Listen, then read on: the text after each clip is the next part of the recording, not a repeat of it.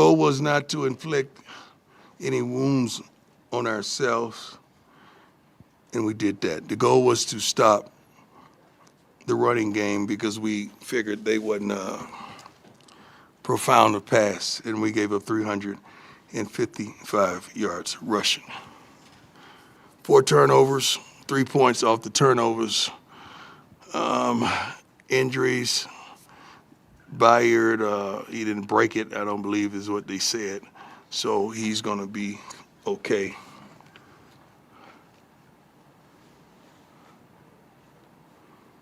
Two plays to me changed the whole course of the game, a fumble and explosion right after the fumble.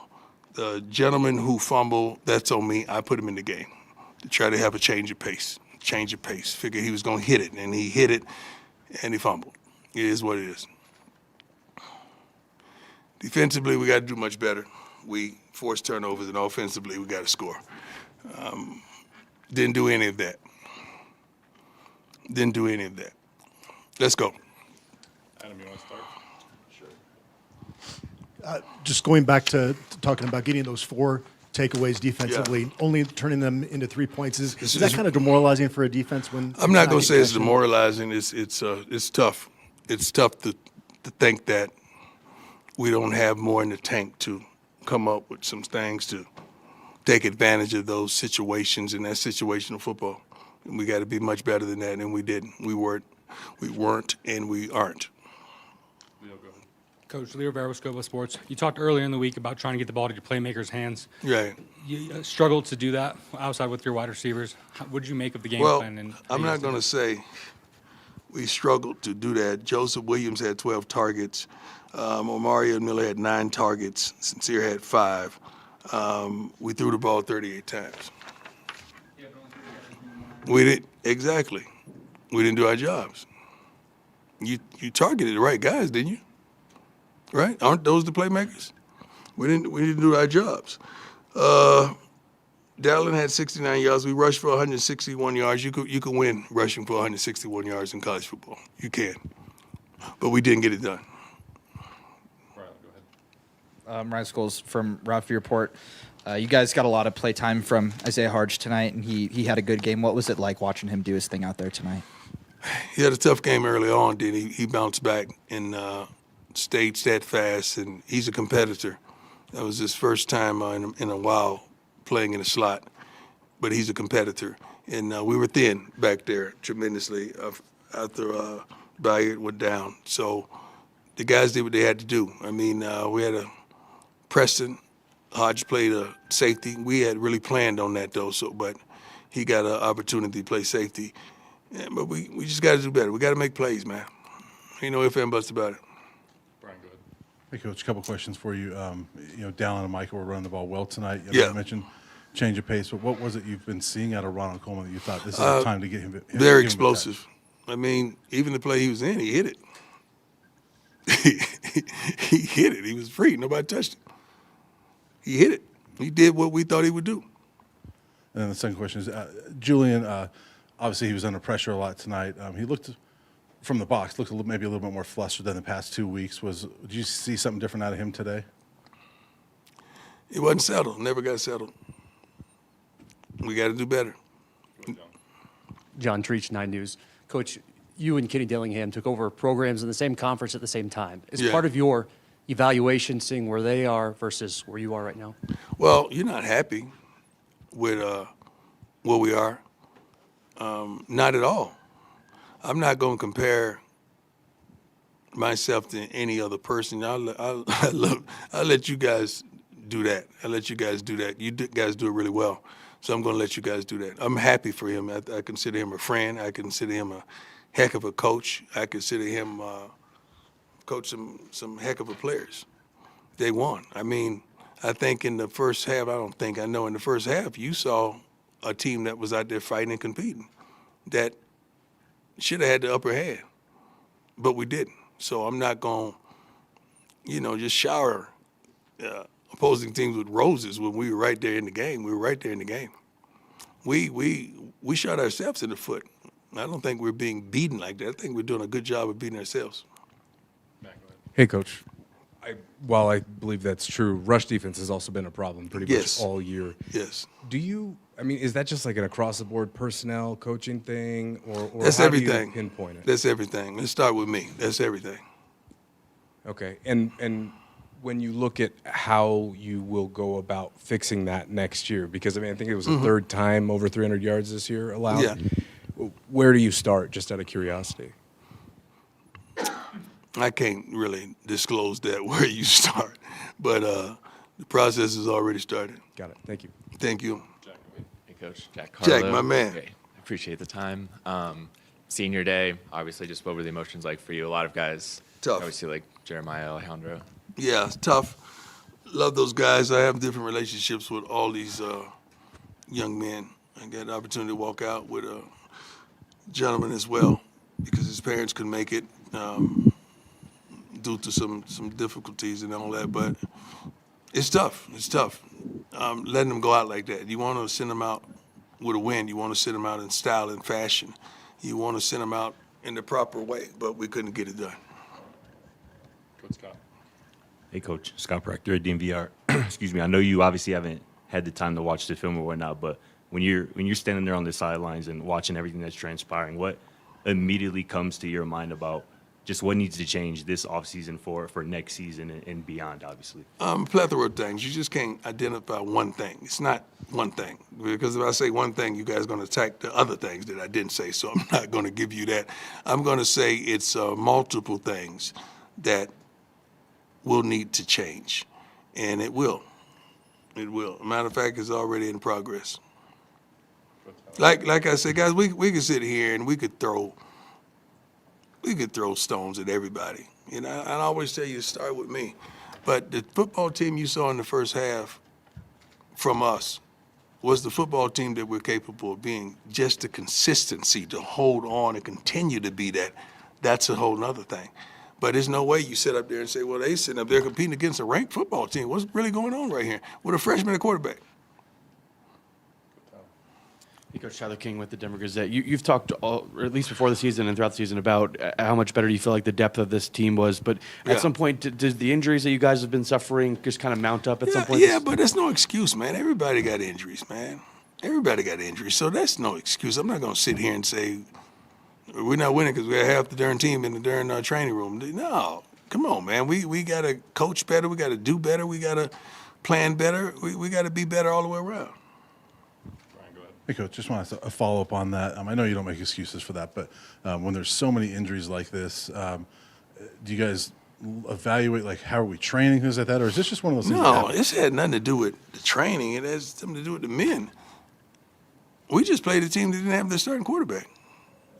And they was missing a few other young men as well, so we're not the only one with an injury. I'm not going to make an excuse for that. We got to do a better job. We compile the roster. We got to do a better job of roster management and so forth because you got to plan for this kind of stuff.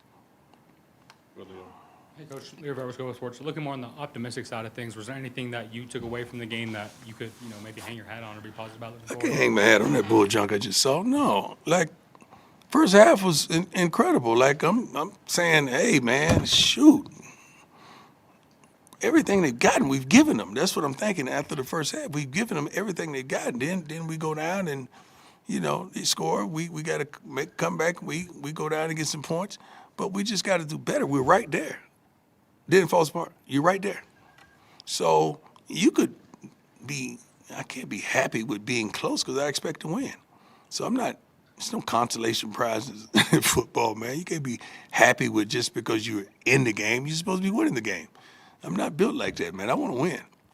I don't want to be close to make y'all feel better, make the fans feel better. I don't want to be close. I want to win.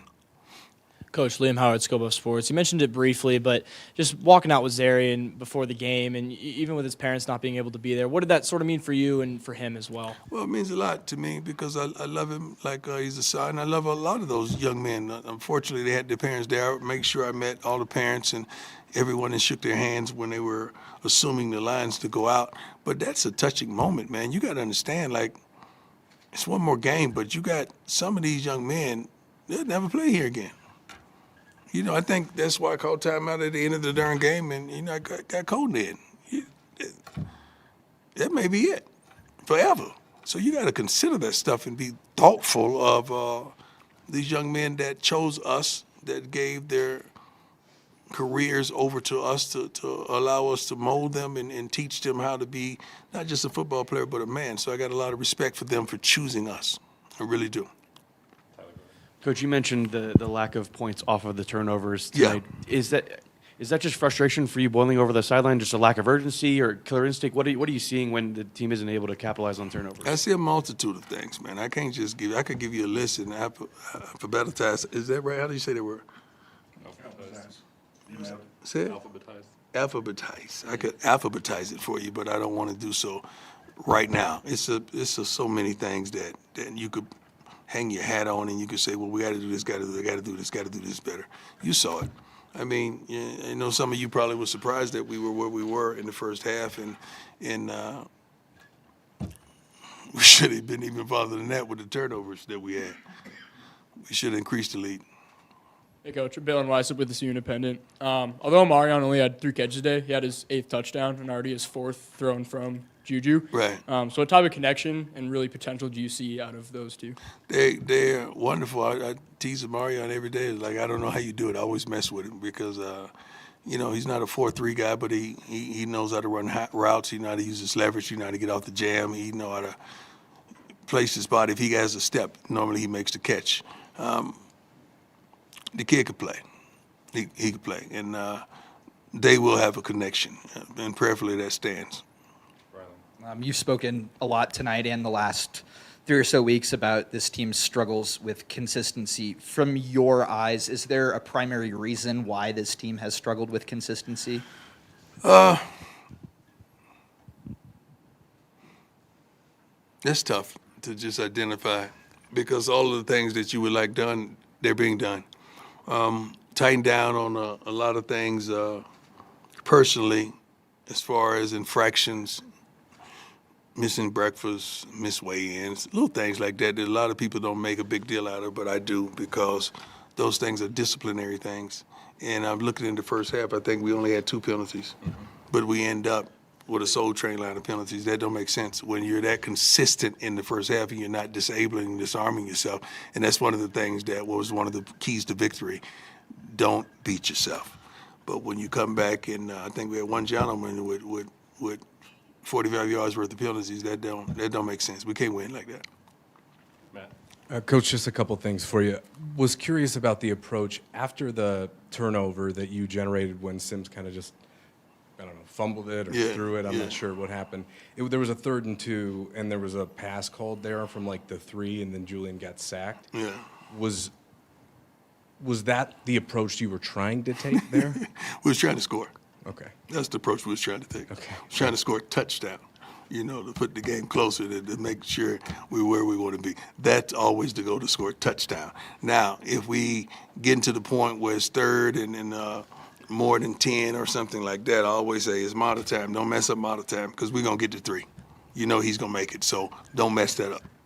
Over the last 2 weeks, since going to Juju, setting things up for the future, clearly, like you said, he never really got settled tonight. But have you seen enough these last 2 weeks that make you feel confident that moving forward you have your quarterback? He's a good kid. He's a good young man. He has a bright future ahead of him. We can't just take this game and berate him or whatever because I think he did some wonderful things last week. He did some wonderful things this week. But you got to understand he's a freshman playing against a really good football team, and we just got to do better. Capitalizing on certain downs. We like we said, we gave them turnovers, man. We gave the offense turnovers, and we got to do a better job of getting down the field. We had over 100 yards rushing. That's what you want, $161. But we 19 for 38 throwing the football, sacked 4 times. A couple of those were, we got to get it out. We got to get the ball out as well. Jake Chowsko, Buff Sports. You have a big decision with the Julian Lewis red shirt next game. Any plans? No, ain't nobody. These kids ain't thinking about red shirting these days, man. They think about being 3 and done. They want to go pro. They want to play. That would be, if they came to me and they wanted that, I would oblige them. But I don't know if they're the kind of family that wants that. I think they want to play and attain experience. I really do. Scott. Hey, Coach, you guys had a handful of recruits in the building tonight. Some guys committed to you guys already, some guys committed elsewhere or not. How do you or would you kind of just reassure those guys that this is still the place for them? Well, You they guys are know gonna what get time things it right. is, man. They know what time it is. It ain't like these recruits are crazy. Guys want to play. They want to come and play. So if they see opportunity, like I said before, dogs see opportunity, they want to play. They say, I know. I remember going to Georgia and seeing Georgia Tech beat Georgia when I was a senior in high school. And I sat up there, and the head coach, I'm not going to call his name, said, once you redshirt a year, you're going to be phenomenal. I said, after what I just saw, I can play right now. I can start for you right now. But just mentioning the red shirt threw me off. So I took him off the list and I went elsewhere. But a lot of the young men see opportunity and they want to go and play. So I'm happy with that. And, sometimes you make a big deal out of the guys that decommit. You ever track them and see what they do with their careers? Why don't y'all start doing that and just see how this stuff plays out? You don't want that to happen, but sometimes it's not like you think. Sometimes it may not be a decommit. It may be no, we good. Like sometimes it's like that, but we just let it ride because we don't want to insult the young men. All right, last one, Brian. Coach, it's hard to maybe single out one guy on the defense who gives up 42 points, but Sean Myers the last couple of weeks has been balling and making some big-time plays for you guys, and a guy that sat most of the year. Are you seeing something out of him that like he's kind of making the most of his opportunity these last few weeks? He's playing good. Yeah. Anything else for Coach? Go ahead. You watching no film, huh? None. I got one more, Coach. Sorry. You watching no film. One more. Hey, Coach. got one more for you. Real No quick. problem. ASU had that fake punt, kind of the same thing Yeah. happened against Utah, and they had almost one more trick play work. Do you think there's maybe like a reason why defense is susceptible to those, even though We had the whole defense out there, except for one guy. I knew that was coming. I left the defense out there. We got to do better. I got to prepare them better. We got to do a better job. We thought we were prepared, but we weren't. I thought we were. I thought we was in the proper call, the proper defense, and they still were successful. Normally when that stuff happens, it's hard to come back on it, but we did a good job of staying in the game and should have did better. I'm sitting up here, I'm tired of singing the same old darn song to you. I really am. By the way, happy birthday to Peggy, and what Rick and everyone did for Coach Mack last night was unbelievable. The statue was darn believable. I wish it was right in the center of darn campus, though. I really do. But unbelievable moment with the former players that were up under his coaching, and it was just a wonderful moment. I'm gonna end on this. I wish we could have sent the seniors out in their last home game, and thank you to the fan base, to the fans. I think they're out for break, and they still showed up in great fashion. So God bless the fan base. We're going to get it together. We're going to get it right. God bless. You guys be safe and happy, wonderful, blessed Thanksgiving.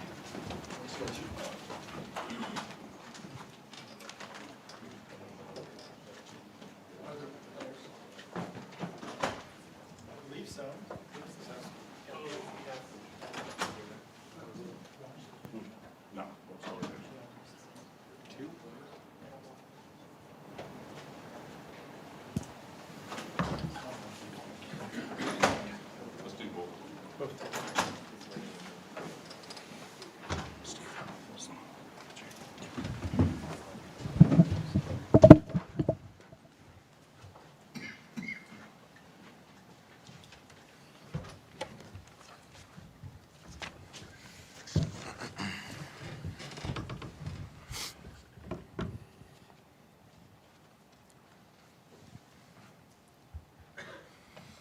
Matt, you want to start us off? Reggie and Juju. Hey, Jules, up until that fumble there at 21-17, were you happy with how the offense was fighting? I mean, it clearly wasn't a perfect night for you guys, but you were hanging in there. I mean, definitely the guys, you could see we wanted to score. I mean, just missed opportunity. Realistically, I mean, you can't blame that play. I mean, a lot of stuff we got to do better all around and clean up, get ready for next year. Were you seeing anything in particular that ASU's defense was doing that was giving you guys problems? realistically, they were just dropping the big zones. I mean, we weren't really just, doing what was necessary to get open on things like that, and I wasn't doing what was necessary to complete the passes on those things. I mean, the O-line did their thing today and took some unnecessary sacks, some bad balls, and got to make up for them. Thanks, man.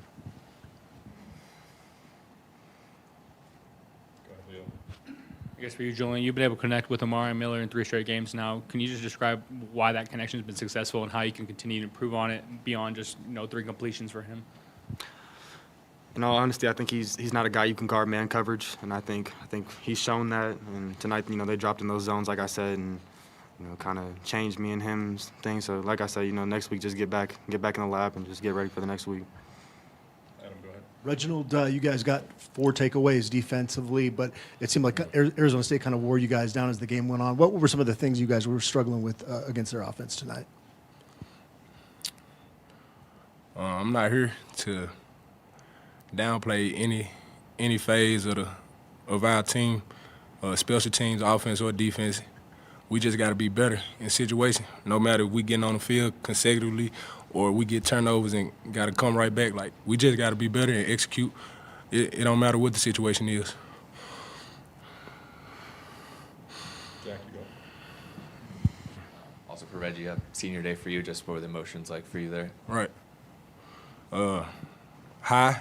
I mean, of course, we all know last home game in Folsom Senior Day, we wanted to come out of here with a win, but the outcome was unfortunate. Still got to keep the main thing. We got 1 more week to play. We got to go win next week against Kansas State and just keep the main thing. My emotions isn't the importance of this situation right now. We just got to be better, come back in, get back to the drawing board, get back on the grass and work. Hey, Reggie, there was a play where you were kind of like trying to get somebody's attention maybe before a play, I think on the long touchdown pass that Arizona State had tonight. Right. What was kind of happening? Were you trying to get a teammate's attention, or what was kind of going on with you before that play? Just trying to get a teammate's attention for pre-snap alignment. We had some new things going on tonight due to unfortunate injuries, so we had to move some guys around, and I'm just working with them, knowing who's supposed to be, just trying to get guys lined up. Yep. Julian, is the Big 12 moving fast? You've had a couple games. What are you seeing out there? How comfortable are you? Honestly, I mean, I feel good back there. Like I said, there was a couple plays I had to get the ball out faster. Took some unnecessary sacks, a lot of incompletions tonight. I mean, just some things that you can't do as the quarterback, and just take all the blame on me. Jules, how did the bye week go? You said you were, after West Virginia, you were telling us that you were excited to kind of get back to work and put in that time. You had 2 full weeks to prepare. I know you're disappointed with the loss, but did it feel good to kind of hit the ground running, starting to prepare as a starter?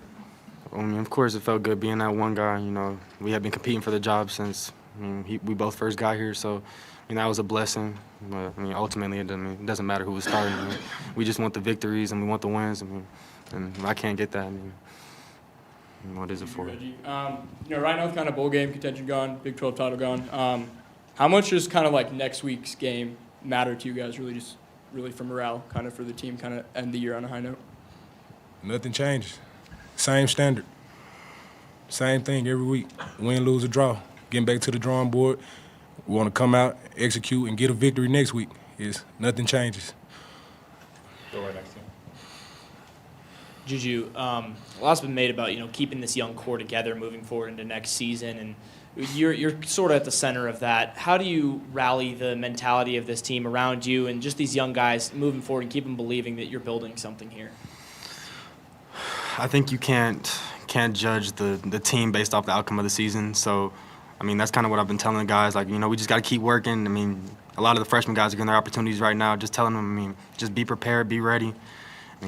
Portals with the portal. Guys are going to hit it, but, you can't really control that. But, I'm just trying to keep all the guys I can here for next year so we can do what we need to do. Go ahead, Brian. Hey, Julian, a couple questions for you. First off, I asked you after West Virginia if you had any thoughts of redshirting. You said no. Is that still your thought going into next week? Honestly, I don't know. There's a lot more into it than just me with the redshirting situation, but I don't really have any information on that. And then just to follow up to that, I know you're not enjoying these results, but how valuable is this experience for you in your future to go through what you're going through right now and see the different things you're seeing on the field? I mean, nothing's better than live reps. So it's good I'm getting these reps early and stuff. Like I said, I wish I could have done better for my guys, and O-line blocked their butts off tonight, and just took those unnecessary sacks and things. Just get the ball out of my hands and just keep the ball moving.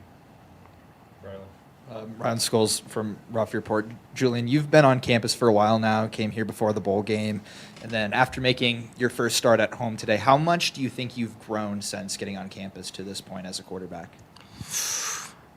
Honestly, I mean, there's no word to describe how much I've grown. I think in terms of coverages and offenses and reading blitzes and things like that, I mean, high school you don't have to do all that, and college guys are doing some different stuff. So new things, trying to learn and pick up on them as much as I can. Steve really wants it. Hey, Julian, Lear with Scope Sports. One more for you. You've talked a lot about next year and about, we and building for the future. Do you remain fully committed with being a Buffaloan for next season? Oh, yeah. No, I'm a Buff through and through. I got my crib out here. All my guys are out here. I don't got no reason to go. Matt, go ahead. Ben told us a story this week about how early in spring maybe he was pushing you. I did not like Ben. No, I didn't. Has that changed? Oh, yeah. No, Ben's a great guy. I mean, I think as a younger guy coming in, you don't realize how important the leadership aspect of just a football team is. I mean, it's a bunch of grown men out here together every day, all day. So, I mean, I had to grow up and learn with being a real leader, man. Out of curiosity, has Shador given you any guidance over the last month or so, 2 months? Not particularly. I mean, nothing in specific, no. Anything else for these guys? All right, appreciate you guys. For sure. Hell yeah.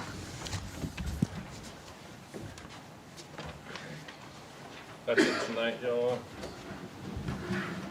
12:30, closing the press box.